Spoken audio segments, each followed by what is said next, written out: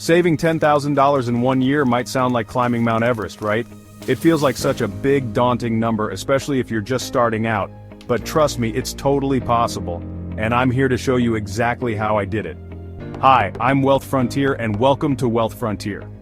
On this channel, we break down personal finance, investing, and everything money related to help you achieve your financial goals. If you're ready to take control of your finances and smash your savings goals, let's dive in. Alright, let's get real for a second. Setting a clear goal is the first step to achieving financial success. Before you even think about saving money, you need a clear target, a financial finish line.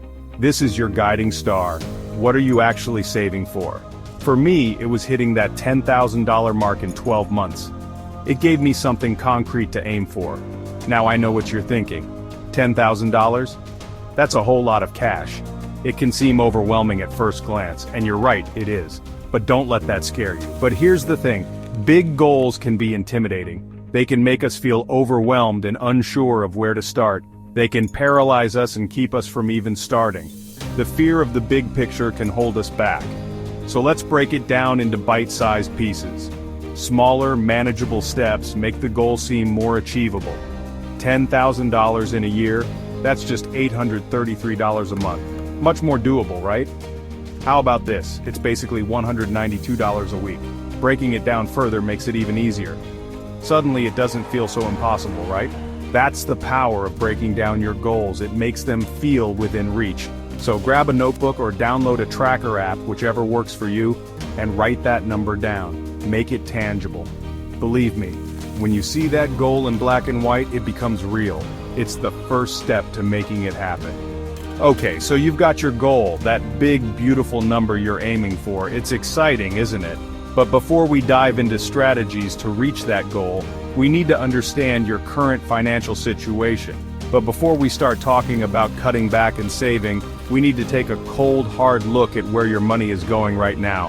This means examining every expense, no matter how small. Think of it like this. You wouldn't just set off on a cross-country road trip without a map, right? You need a clear picture of your starting point. You need to know where you're starting from, where you're going, and how you're going to get there. This is crucial for any journey, especially a financial one. Your finances are the same way. Without a clear understanding of your current spending habits, it's impossible to make effective changes. I started by tracking my spending religiously. Every coffee, every impulse buy, it all went into my budget tracker. There are a ton of free apps out there that make this super easy. These apps can help you see patterns in your spending that you might not notice otherwise. You can literally link your bank accounts and credit cards, and the app will categorize everything for you. This automation saves time and ensures accuracy. Once I saw where my money was actually going, I could start making changes. It was eye-opening to see how much I was spending on non-essentials. By cutting my takeout habit in half, I was able to free up $150 a month. Imagine what you could do with that extra money. Now that you have a handle on where your money's going, it's time to create a budget. But not just any budget, a realistic one that you can actually stick with. Personally, I'm a big fan of the 50/30/20 rule. This means you allocate 50% of your after-tax income to your needs, 30% to your wants, and 20% to savings and debt repayment. Needs are your non-negotiables.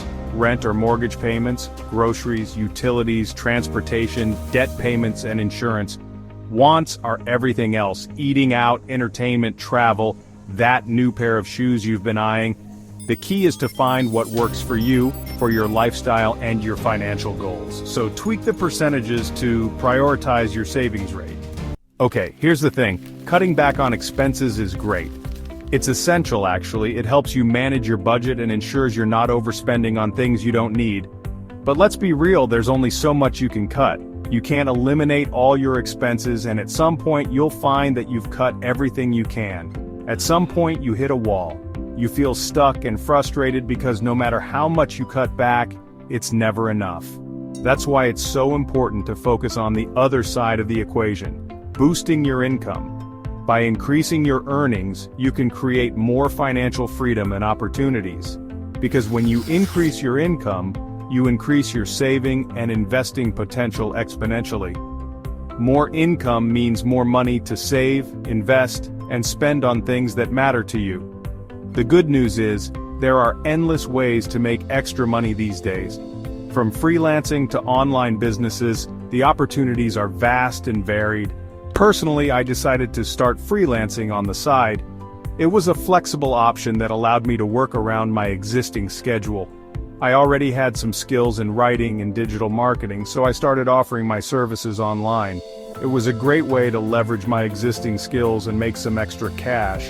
It wasn't about getting rich quick, it was about creating another stream of income. This additional income helped me feel more secure and less stressed about my finances. And it worked. That side hustle was bringing in an extra $200 to $300 a month. It made a significant difference in my financial situation and gave me more peace of mind. I know, everyone talks about cutting back and living frugally. But here's the thing. Saving money doesn't have to mean living like a monk. You don't have to give up everything you enjoy. It's all about being strategic and finding those small, painless swaps that can make a big difference in your bank account. For example, remember that $300 a month I was spending on takeout? Yeah, that had to go. Instead of ordering in, I started meal prepping. Not only did this save me a ton of money, but it also forced me to eat healthier. Win-win. Alright, here's the easiest, most hands-off way to save money. Automate it. Seriously, this one tip changed the game for me. Instead of manually transferring money to my savings account every month, and let's be real, sometimes forgetting, I set up an automatic transfer.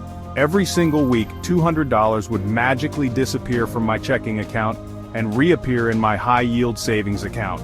Out of sight, out of mind. The best part? I didn't even have to think about it, it just happened. And watching that savings account grow month after month was seriously motivating. So, do yourself a favor and automate your savings today. Saving money isn't a sprint, it's a marathon. And just like with any marathon, there will be times when you want to give up. Times when you're tempted to splurge on that expensive vacation or that new gadget. That's why staying motivated is so crucial. You need to find ways to keep your eye on the prize, to remind yourself why you started saving in the first place. For me, it was all about tracking my progress. Every month I'd update my savings tracker and see how far I'd come. Even small wins deserve to be celebrated. And there you have it, the exact steps I took to save $10,000 in 1 year. It's all about setting a clear goal, evaluating your finances, creating a realistic budget, boosting your income, cutting back without sacrificing your happiness, automating your savings, and most importantly, staying motivated. It wasn't always easy, but I promise you, it was worth it. If I can do it, so can you. Now I want to hear from you. What's your savings goal this year? Let me know in the comments below. See you next time on Wealth Frontier.